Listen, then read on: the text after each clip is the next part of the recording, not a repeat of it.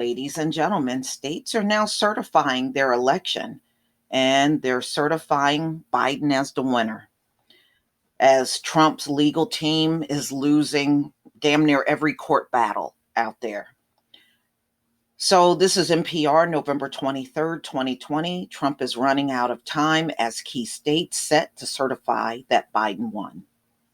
Most Republicans in Congress have been reluctant to suggest that Trump concede the presidential election to Democrat Joe Biden.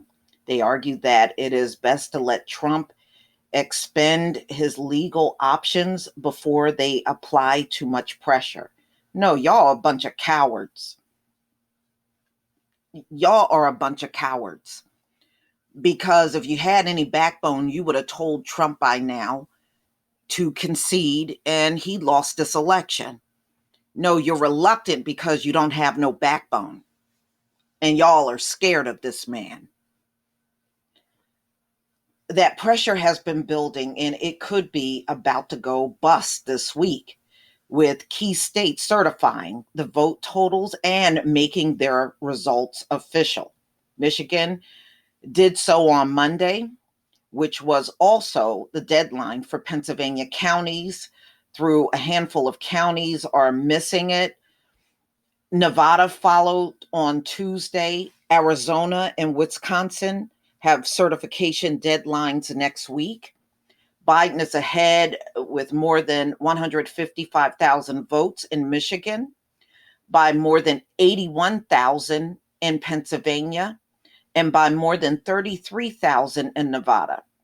Pennsylvania Republican Senator Pat Toomey has called on Trump to accept the results. Exactly.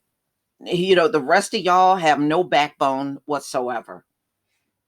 They are petrified of Donald Trump. They just can't tell him, look, you need to concede. You lost the election. We need to move on and transition and do whatever we need to do. Instead of doing that, oh, we're not going to say nothing. We just going to let Trump ride this out. No, because you're a coward. President Trump has exhausted all plausible legal options to challenge the results of the presidential race in Pennsylvania, Toomey said in a statement responding to a Trump campaign loss in Pennsylvania federal court Saturday. The retiring senator went on to call Biden the president-elect and note that he was disappointed in the outcome, but said it was time to move on so Trump could preserve what he sees as a legacy of achievements in office. Yeah, a legacy of losing. There you go. To ensure he is remembered for these outstanding accomplishments. You can tell this is a Republican. This is a bunch of BS, he wrote. Republican Chris Christie, who has been close to Trump, was more blunt on Sunday, as the former New Jersey government is known to be.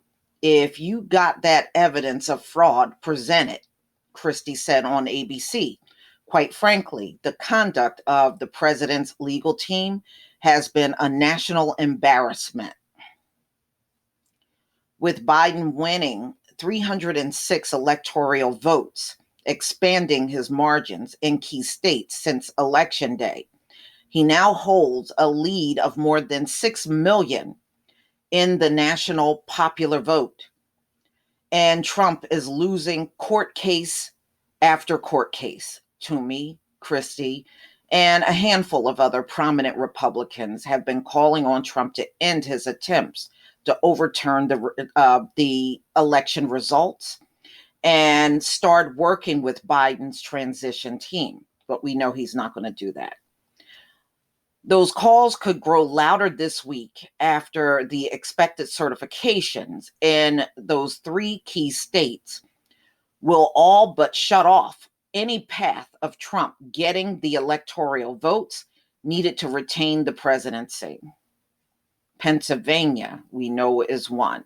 And Pennsylvania, they're calling it for Biden. And that's where Giuliani is sweating his hair dye off in court in Pennsylvania. And And, Pennsylvania is also a state that said, yeah, you filed paper claiming fraud, but you have showed no proof of fraud. Michigan, another state where Trump was challenging the election. Again, judge threw it out. No evidence of fraud at all. Mm-mm-mm. Nevada is another one that is leaning Joe Biden. So they're about to certify their elections. So, Trump and his legal team, I don't know what they're going to do. You know, the following week sees two more key states certify their results: Arizona on November 30th and Wisconsin on December 1st. Biden won both states narrowly. The Trump campaign requested a recount in two heavily Democratic leaning counties that put Biden over the top in Wisconsin. But the election officials in the state are complaining that Trump campaign observers are obstructing and slowing down the recount from actually happening, in some instances by objecting to every ballot um, that the tabulars pull. Mm-mm-mm. States are set to finalize their electors on December 8th. Then electors will cast votes in the state capitol on December 14th. Those votes will be received by Vice President Pence on December 23rd, and then Congress tallies them on January 6th before Biden's inauguration on January 20th.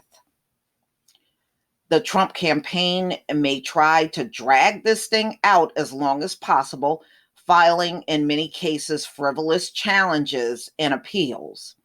But pressure this week will likely only build on those around him to abandon Trump or convince him to give up what appears to be an even more futile fight as the days go on. Yeah, well, good luck. I tell you what, his daughter and son-in-law got the hell up on out of there. They're back in New York. They left out of Washington. They are back in New York. And they said they can't convince him to drop this thing and move on. But I think as he continues to fight this, he's only making this harder on himself. He needs to just give it up already.